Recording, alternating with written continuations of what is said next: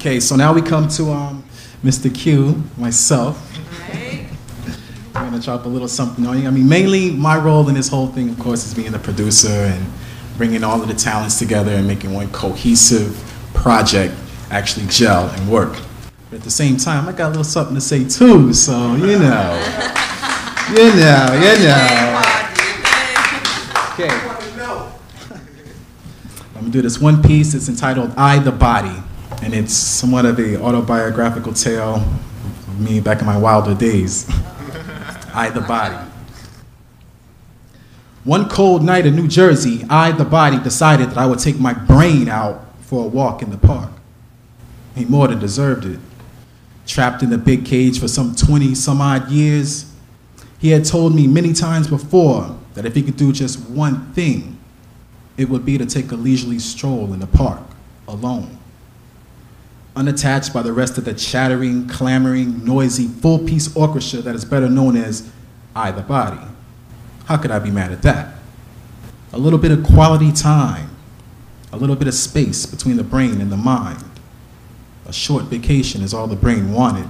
So I the Body investigated the situation and took a vote from all the members of the body. It was almost unanimous in favor of letting the brain take his short trip. Some were more conservative, and they were strongly opposed, most notably the heart, the feet, and the nose. But as this is a democratic body, the majority ruled.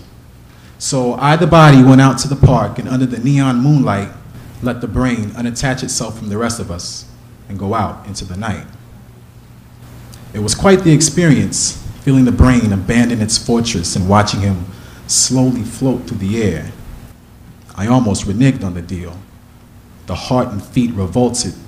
They began spreading propaganda to the other body members, but it was too late. The brain was gone.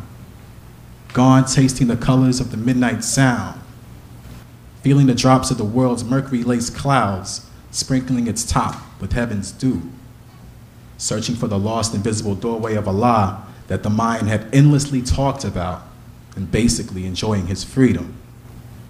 At first, I, the body, lay still, watching the brain play with himself until he ejaculated his streams of stored consciousness into the darkness. I rejoiced in his satisfaction. I never imagined how fulfilling a moment this would be for both him, the brain, and I, the body. He, the brain, was trembling from all the input that he was receiving, unfiltered, raw, and pure. Normally, the ears, fingers, nose, and the two students, the pupils, shielded him from all the uncut potency of the real world. But tonight, he was going solo, hearing the roar of the crowd without the ear's assistance, watching the bloody games of the people, while the two students, the pupils, hid behind the face's lid, waiting to be called back to duty. I marveled at his, the brain's, quick adjustments and flexibility. It was then that I, the body, realized that I was in great peril. His, the brain's, freedom was my, the body's, death. I needed him, but did he need me? I, the body, slowly filled with fear. What if he, the brain, never came back? Had I given him too much of a chemical allowance to take his nocturnal night flight? Every member of the body began to scream in horror. The nerves twitched angrily. The sweat glands dumped all of their reservoir onto the top layers of the skin. Even the two students, the pupils, who are normally clear and responsible in their reports, began to tell blatant lies, reporting sights of doom and destruction, flying demons spearing innocent spirits as they ascended to heaven, and naked chambermaids shopping for bullets on Broadway and West Houston. Meanwhile, the heart tried to rally the troops with the only thing he knew, brute force. He sent hyperpalpitated Morse code signals to the blind body members telling them to fight or die. Normally, he, the brain, would be here to quiet me, the body, down, to reassure me of our combined strength and resilience. But he was gone. Hearing the roar of the crowd without the ear's assistance, out on his midnight run like De Niro. And I, the body, was totally fucked up.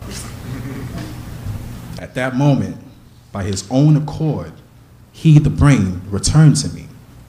A bit battered with some of his moist shine dulled and dry by the polluted air that he sailed through only moments ago. He, the brain, returned to me. I, the body, immediately threw a welcoming party, glad that he was home safe and sound. We had so many questions for him. How did it feel? Where did you go? What did you see? What was your favorite sight? Is it better when you do it on it or when you're off it? So many questions we had for him. Every body member talking at the same time, seeking audience with the returned brain. But he was tired. In his regal-like way, he, the brain, told me, the body, he would have a reconnaissance report on all of our desks first things in the morning. But for now, he was ordering a much-needed systems-wide shutdown, followed by deep REM levels of mental repairs and subconscious conference meeting between him, the brain, and I, the body. And I, the body, agreed with the order, happy to be whole again. Thank you.